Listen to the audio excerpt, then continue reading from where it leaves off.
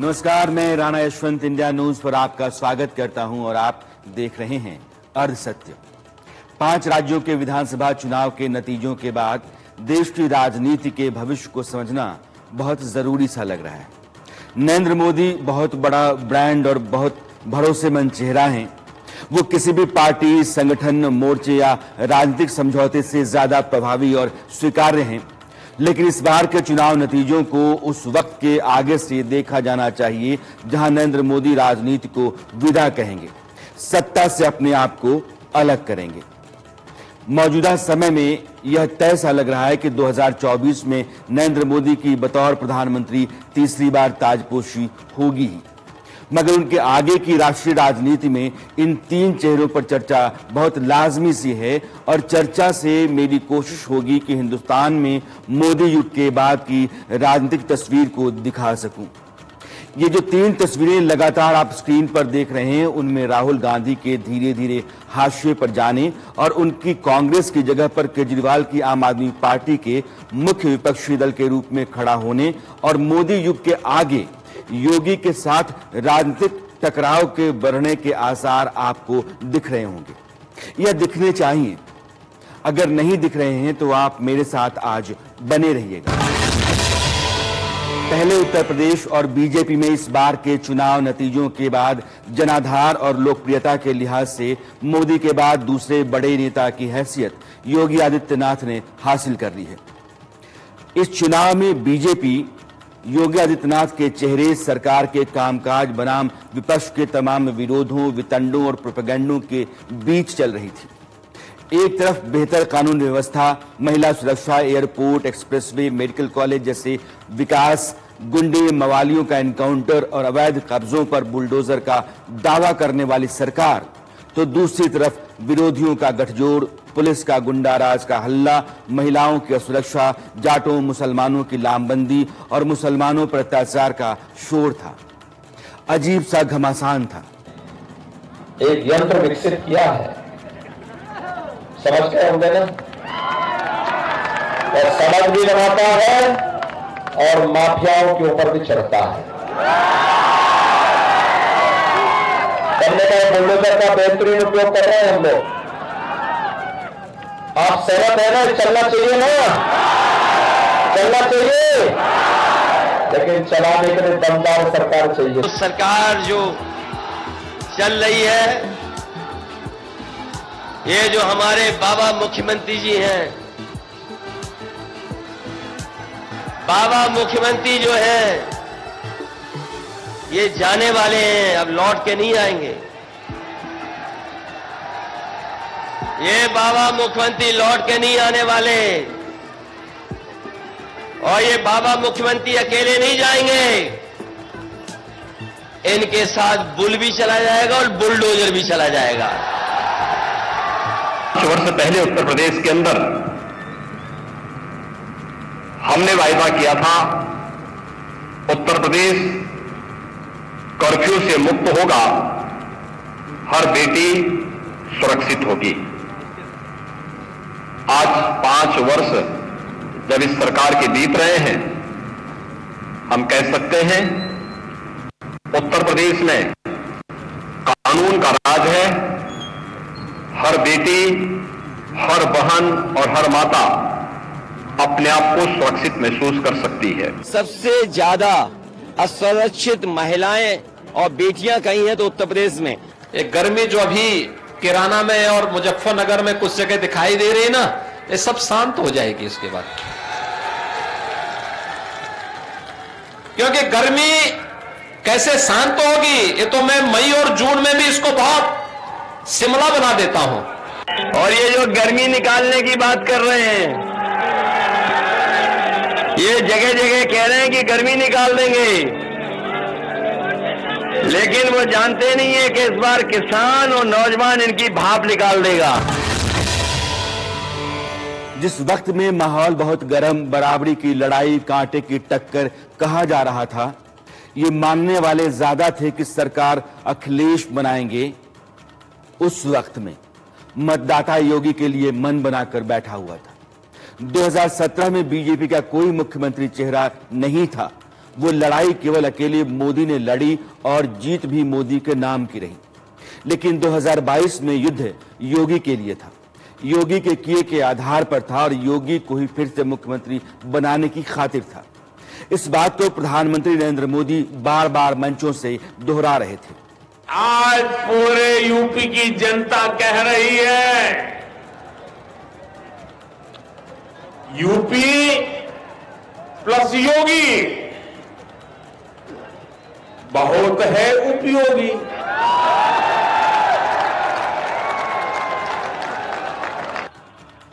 अब योगी जी की सरकार पिछले 5 सालों से हर वो प्रयास कर रही है जो आपके जीवन में सहूलियत ला सके,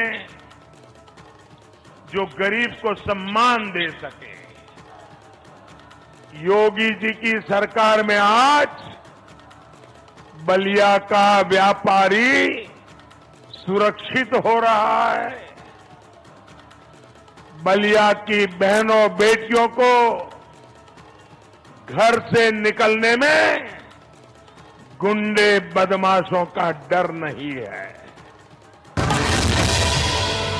ऐसे में जनादेश इस बात के लिए है कि उत्तर प्रदेश की कमान योगी के हाथों में ही रखी जाए।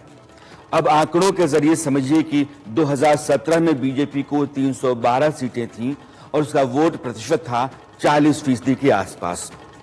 5 साल की सरकार और कोविड की भयानक मार के बाद 2022 में जब चुनाव हुए तो बीजेपी को भले ही सीटें 255 मिली, लेकिन उसके वोट में लगभग 1.5% के आसपास का इजाफा हुआ और वह 42% के करीब पहुंच गई। योगी के साथ जो सबसे बड़ा फायदा है वो बीजेपी जैसा बड़ा, सशक्त और जनाधार वाला संगठन है। इससे कहीं ताकतवर हथियार नरेंद्र मोदी हैं, जो अपने आप में एक ट्रस्टेड ब्रांड और लोकप्रिय नेता हैं। मोदी ने बतौर प्रधानमंत्री न सिर्फ संगठन को सक्रिय, जवाबदेह, जिम्मेदार और ऊर्जावान बनाया, बल्कि सत्ता को भी लगातार काम करने वाली, जन कल्याणकारी योजनाओं को अमल में लाने वाली, लोगों की उम्मीदों पर खरा उतरने वाली और डिलीवरी नहीं होने पर बेरहमी से बाहर करने वाली संस्था के रूप में खड़ा किया। आज मोदी की समूचे हिंदुस्तान में स्वीकार्यता है, बेदाग इमेज है। चीन से लोहा लेने और पाकिस्तान पर सर्जिकल स्ट्राइक करने वाला आक्रामक राष्ट्रवाद है। कश्मीर से 370 वापस लेने के बाद पाकिस्तान को अलग थलग और दुनिया को अपने पक्ष में करने वाला अंतर्राष्ट्रीय प्रभाव है। रसोई गैस, शौचालय, घर, राशन, आयुष्मान योजना और डायरेक्ट बेनिफिट ट्रांसफर जैसी कल्याणकारी योजनाएं हैं। देश के आम आदमी का उनसे जुड़ाव है। वो ऐसे नेता हो गए हैं जिन्होंने जातियों की गोलबंदी को तोड़ा है और एक नया मतदाता वर्ग खड़ा किया है। वो 365 दिन लगातार काम करते हैं, सुबह 5 बजे से रात 12 बजे तक सक्रिय रहते हैं और उनकी अगुवाई में बीजेपी दुनिया का सबसे बड़ा संगठन बन गई। जाहिर है आज की तारीख में देश की राजनीति में मोदी का मुकाबला नहीं है और विपक्षी नेताओं की महत्वाकांक्षाएं आपस में इतने मुकाबले हैं कि मोदी के लिए 2024 वॉकओवर जैसा होगा। 2019 के चुनाव नतीजों के बाद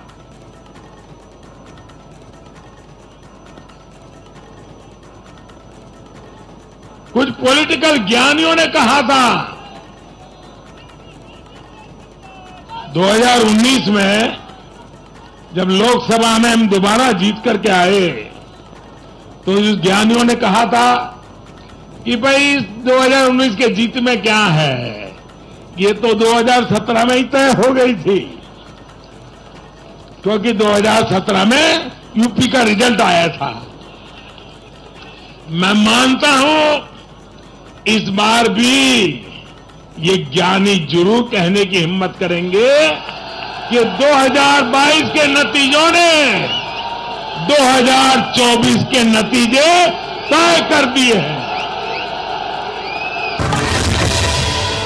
इसमें कोई दो राय नहीं कि मोदी के लिए 2024 निर्विरोध है, मगर आज हम चर्चा इस बात की कर रहे हैं कि 5 साल, 7 साल या 10 साल बाद जब मोदी राजनीति से खुद को अलग करेंगे तो इस एक दशक में भारतीय राजनीति के फलक पर किन नेताओं का बोलबाला होगा।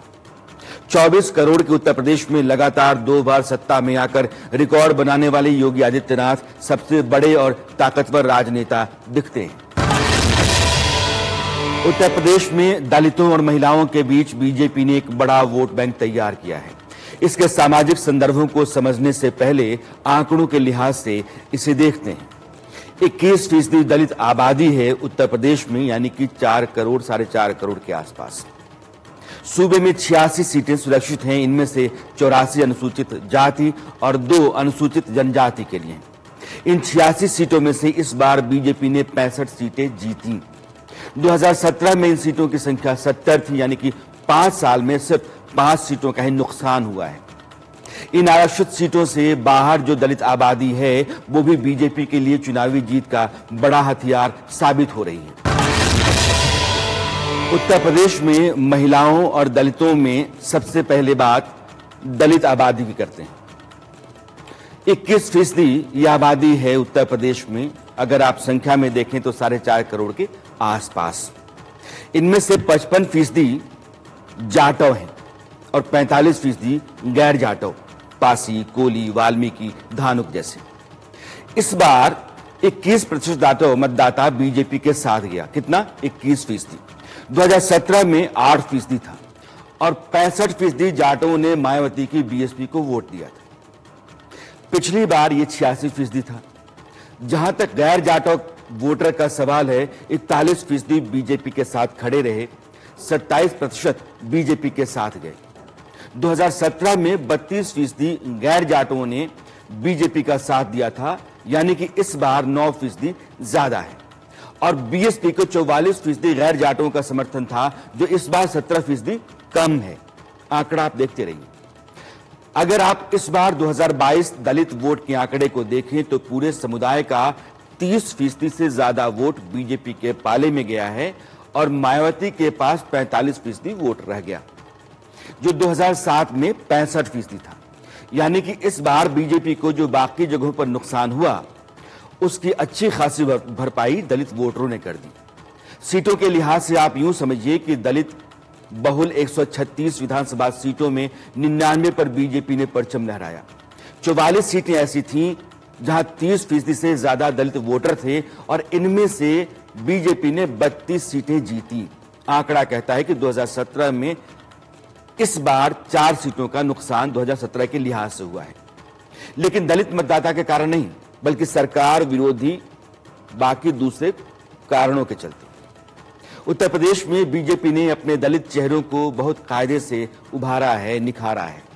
बेबी रानी मौर्य जो उत्तराखंड की राज्यपाल थी, उनको वहां से हटाकर विधानसभा चुनाव में उतारा, क्योंकि वे मायावती की जाति वाली जाटो समुदाय से हैं और भरोसा ये था कि आगरा के आसपास के इलाकों में पार्टी को इनका फायदा मिलेगा, और मिला भी।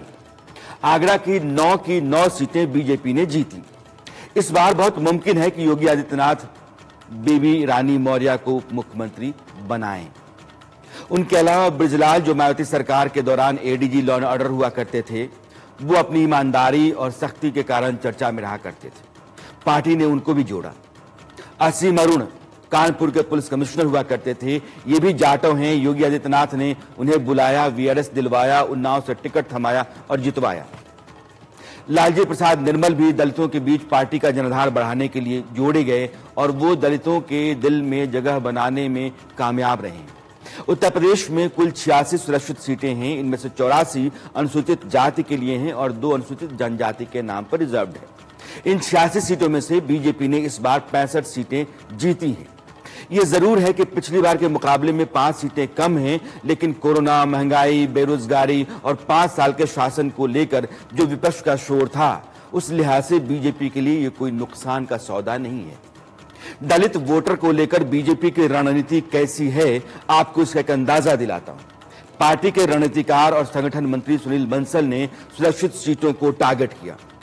सरकारी योजनाओं का लाभ जिन दलितों को मिला, उनका बूथ लेवल पर रिकॉर्ड तैयार किया गया, उनसे संपर्क किया गया। ये बताया गया कि डबल इंजन की सरकार से आपको राशन, मकान, शौचालय जैसी कितनी सुविधाएं मिल रही हैं, फायदा पहुंचा है आपको। जिलेवार अनुसूचित वर्ग के लिए 1000 से ज्यादा छोटे बड़े सम्मेलन करवाए गए। हर बूथ पर दलित के घर खाने का प्रबंध किया गया और इस पूरे अभियान में बेबी रानी मौर्य, बृजलाल, असीम अरुण, लालजी निर्मल जैसे लोगों को आगे कर दलित वर्ग को बड़ा मैसेज दिया गया। अब आप ये बताइए कि सरकार की डिलीवरी और संगठन की चुस्ती ऐसी हो तो गली नुक्कड़ पर माइक लेकर चलने वालों को अंदाजा कैसे होगा कि माहौल कैसा है।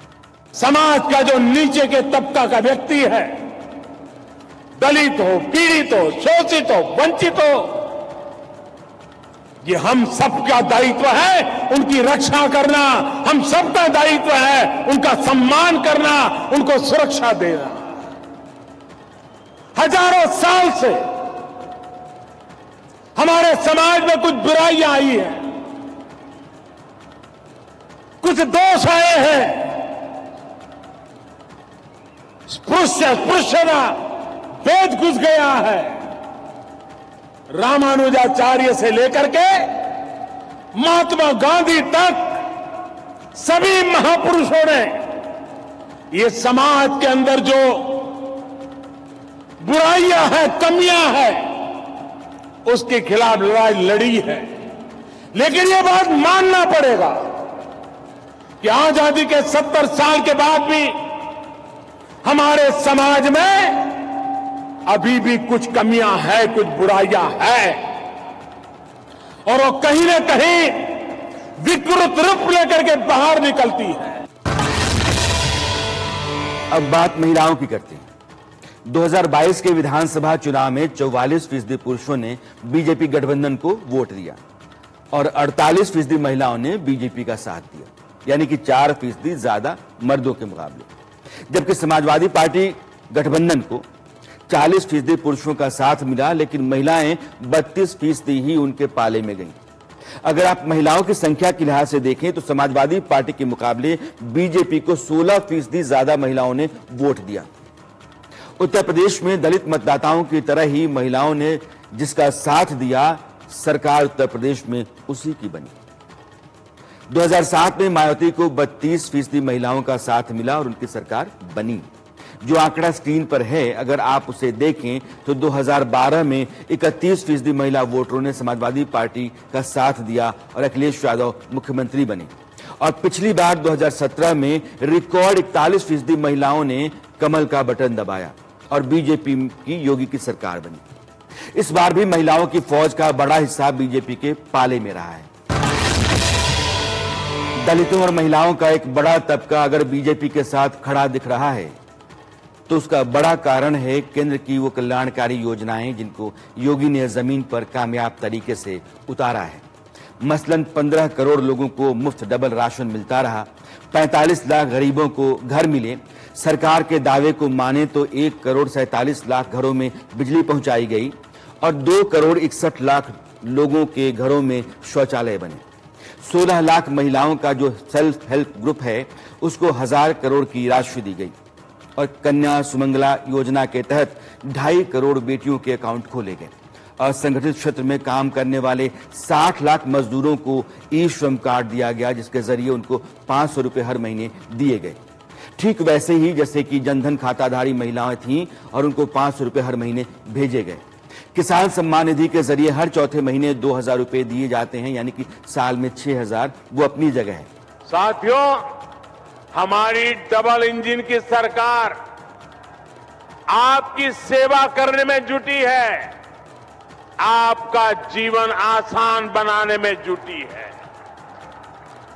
भाइयों बहनों, आपको विरासत में जो मुसीबतें मिली हैं, हम नहीं चाहते हैं कि आपको ऐसी मुसीबतें विरासत में आपके संतानों को देने की नौबत आए। हम ये बदलाव लाना चाहते हैं। पहले की सरकारों के वो दिन भी देश ने देखे हैं जब अनाज होते हुए भी गरीबों को नहीं मिलता था। आज हमारी सरकार ने सरकारी गोदाम गरीबों के लिए खोल दिए हैं और योगी जी पूरी ताकत से हर घर अन्न पहुंचाने में जुटे हुए हैं। इसका लाभ यूपी के लगभग 15 करोड़ लोगों को हो रहा है। हाल ही में पीएम गरीब कल्याण अन्न योजना को होली से आगे तक के लिए बढ़ा दिया गया है। साथियों, पहले बिजली सप्लाई के मामले में यूपी के कुछ जिले वीआईपी थे, वीआईपी। योगी जी ने यूपी के हर जिले को आज वीआईपी बनाकर बिजली पहुंचाने का काम किया है। आज योगी जी की सरकार में हर गांव को बराबर और भरपूर बिजली मिल रही है। पहले की सरकारों ने अपराधियों को संरक्षण देकर यूपी का नाम बदनाम कर दिया था। आज माफिया जेल में है और निवेशक दिल खोलकर यूपी में निवेश कर रहे हैं। यही डबल इंजन का डबल विकास है। इसलिए डबल इंजन की सरकार पर यूपी को विश्वास है।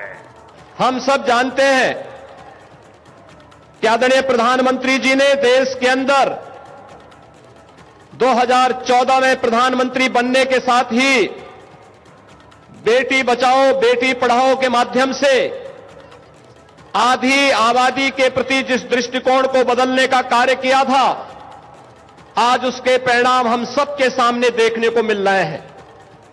मातृवंदना की योजना हो, मिशन इंद्रधनुष के माध्यम से टीकाकरण के अभियान को एक नई गति देने की कार्रवाई हो, या फिर हर घर में शौचालय के माध्यम से नारी गरिमा की रक्षा हो, या फिर माताओं को भी संपत्ति पर अधिकार मिले। प्रधानमंत्री आवास योजना में अधिकांश मकान जो मिले हैं वह महिला स्वामित्व के ही मिले हैं, नारी को ही प्राप्त हुए हैं।